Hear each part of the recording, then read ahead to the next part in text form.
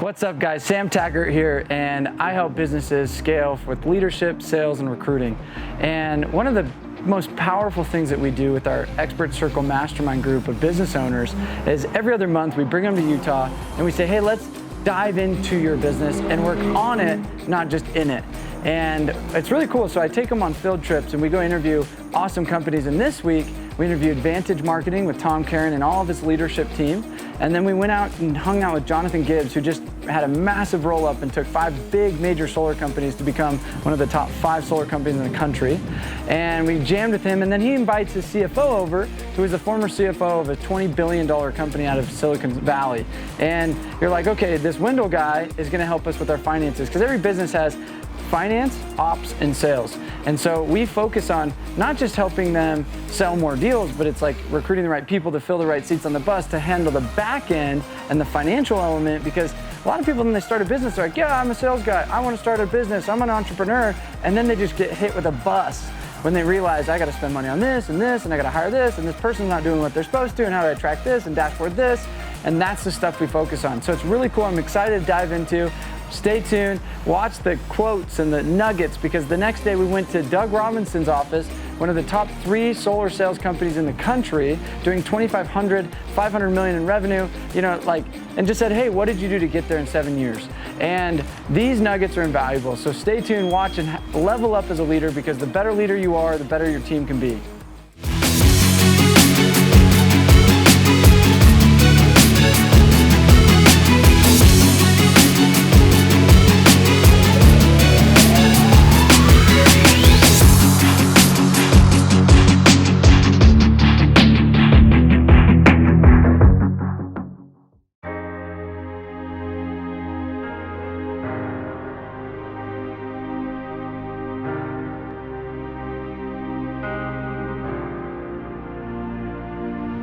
And that's obviously what I'm here for, is trying to find out strategies and what are you guys doing and what is everybody else doing and what's working. And if it is working, let's say job numbers, what am I doing wrong? For me personally, I've always struggled on hiring more people or automating a process. Yeah. And what I realized is if I can automate a process, so for example, use SolarGraph, once a customer gets put in, anybody, you meet them at a bagel shop, whatever, and you just have an address, it automatically spits out SolarGraph, right? And then the SolarGraph lead entry, we hired our first Indian I got this idea from Sam, actually from Upwork, but I got this guy from Comcast. He was a customer service rep on Comcast. I'm like, how much are they paying you? He's an electrical engineer. He gets paid $487 a month from Comcast. I'm like, we'll up to $600. And he takes care of all of our SolarGraphs and all of our permitting, all of our everything overnight while my team goes to sleep. So now we've kind of figured out an algorithm where the business can keep working 24/7, right? Or 24 hours at least. You feel like you need more accountability and you feel yourself getting complacent. Just from what I've witnessed, I see a lot of people feel like they don't have a purpose because they don't do a lot of things on purpose. So it's just one of those things, like, I'm younger, so like my perspective on life is obviously way skewed, because I'm sure a lot of you guys are looking at me like, well, like, you haven't lit, like, give it another 20 years. That will beat you down. You'll get this. So like from what I'm hearing you say, it's just one of those things to where my perspective is a little bit skewed because you've been doing business as long as I've been alive. You know what I mean? But when I hear complacency, I feel like that's a different conversation from like business, right? That's like, but I would just like find the things in life that you are doing intentionally on a consistent basis, because consistency creates expansion. And that's like with anything. That's like hanging out with your wife, taking out the trash every single day at the same time, looking yourself in the mirror and saying, I love you. Like anything you do in life on a consistent basis is going to expand. It's a law. If you can't create boundaries with your business and your life to follow like what I do, PWFF, right? Provide well for family. If I cannot take off the work hat at any moment and come back to that work hat with full force, I've got to learn that skill. Because like 2 days of procrastination is totally different than taking off the work hat and putting it on a shelf to dive full-fledged into your family relationship for 2 days. That would never set back your business. So it completely depends on how you look at that time and what you're doing with your time and emotionally preparing for your time to put on a different hat. So just say those two again, what you tolerate? Whatever we tolerate, we might as well promote. So in other words, like if you don't want to tolerate something, like it's having a high standard to protect yourself from a low quality experience. And that's like 10 out of 10 of the times of like, I love that. yeah. Where you come up with all these one-liners? I know. He reads stuff. I know. It's sick. I only listen to audiobooks. Yeah, I don't know. I love I it. just like, I don't know. He eats, drinks, and sleeps Tony Robbins, baby. You know what I have in my cornflakes, Jeremiah? Right? Personal development.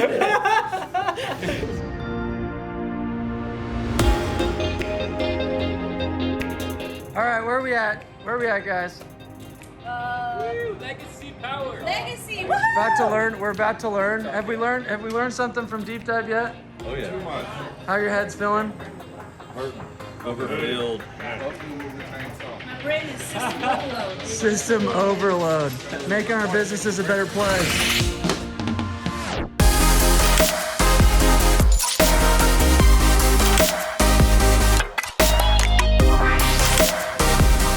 Day, that's why we went into business, was to lock in profit, right? And I see companies all the time where they do all the volume in the world and it feels good, it looks good, but if you're not locking in profit and margin, that's the whole premise of starting a business. And with how competitive the landscape is in Utah, a lot of these commissions have been driven so high, it just doesn't even make sense to pay the kid that. And so we walk away from reps all the time if they don't fit our mold. So you don't want to just win the recruiting battle. It's got to make sense to where you can lock in a profit. So. My advice is you build a wall one brick at a time. You just take what's in front of you today and what your biggest priority is today, and you put that brick down and you go to the next brick, and then you go to the next brick. That's what we've had to do over 7 years. And it was, of all the things we could be tackling, what is our greatest priority that will move the needle the most? And we're gonna go and attack that problem today. So my vision and my confidence just started to grow. And so I knew relatively quick I wanted to be part of this industry and eventually own my own business. I just didn't know when or how that was gonna happen, and the stars aligned. And actually my business partner who's in there named Shannon Cole, we've been together 18 years, which is rare for a partnership. And so found the right partner, first of all. That's the beginning phase, is having the right partner, because I've seen over and over again companies collapse because they have a falling out with their partnership. A partnership's a marriage, and been blessed to be with a good guy, and we've been through the highs and the lows together. And we never once threatened to jump ship when it was the low times. It was, we're in this together, we're gonna win and lose together. We had that mentality right from the get-go. And so we've learned a lot of valuable lessons, but number one is just taking care of your people. Just being disciplined financially. I believe in being very healthy in our business. If our CFO, he's right there. Alex, do we have enough reserves in the bank? Yeah. But we don't. It's tempting as an owner when you get cash to say, we're gonna distribute all this cash back to the owners. That's like really exciting. But if you do that, like, what are you gonna grow with? You're gonna leave the money in or take it out? And we've been of the approach, let's double down on ourselves. And so we've done fine. We've taken enough money, but there's shoes. He has a shoe collection, but enough cash, and he manages distributions and how much we're gonna distribute, so it's not emotional for me. It's just a logical, fact-based decision of what financial decisions we're making. But enough cash left in the business to really scale and meet our strategic objectives and really grow the business. No one's working at my company if my vision isn't aligned for them, because like if you're not serving my company, I can't serve you. And like I'm not someone that's going to just give and just be taken advantage of. I believe in any good relationship is one that is built on a foundation of exchanging consistent value. Right. And that's what my company is built off of, and that's why if anyone ever walks in my office, you're like, holy shit, like everyone here is making money. Like you were there. It's like everyone's making money, everyone's stoked. Like we're not the biggest, we're not the baddest, we're not the strongest, but people are getting paid.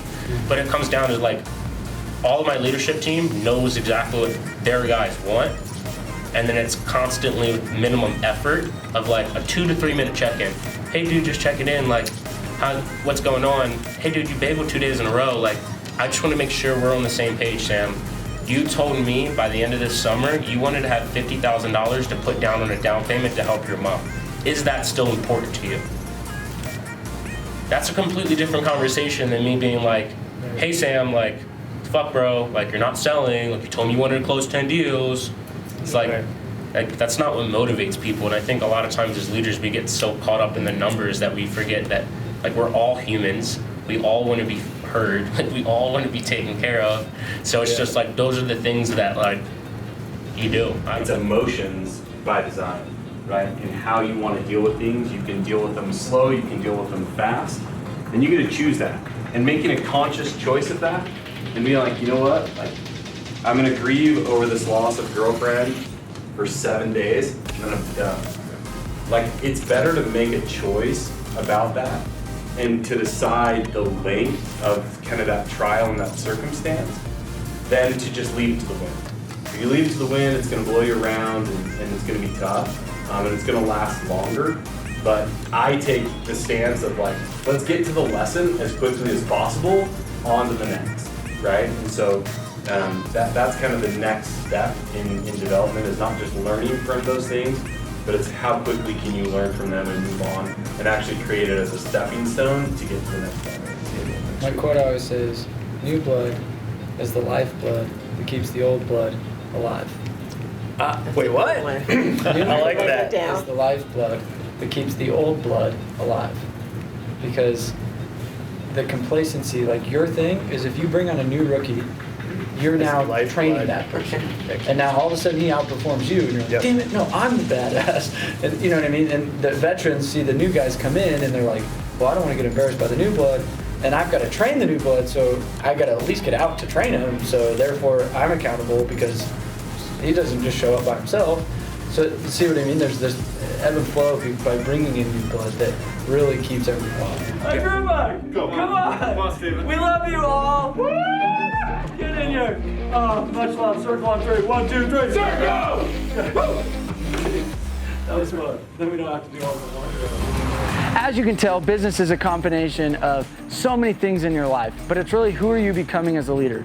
Now, at DD Experts, we're so committed to helping develop leaders, business, not only just in their business life, but in their personal life, in their family life, in their fitness life, because we think it's all equities of life, and harmony is what creates equanimity, and that's what really creates fulfillment and happiness. And we really are so committed to helping business owners and leaders because we know that's where we can make the greatest impact, and then they can make the biggest impact down to their people. So if you're interested in the circle, hit us up at DD Experts. The links are just below. And if you're just like, love the content, hit subscribe. So appreciate you watching this video, and we'll see you on the next one.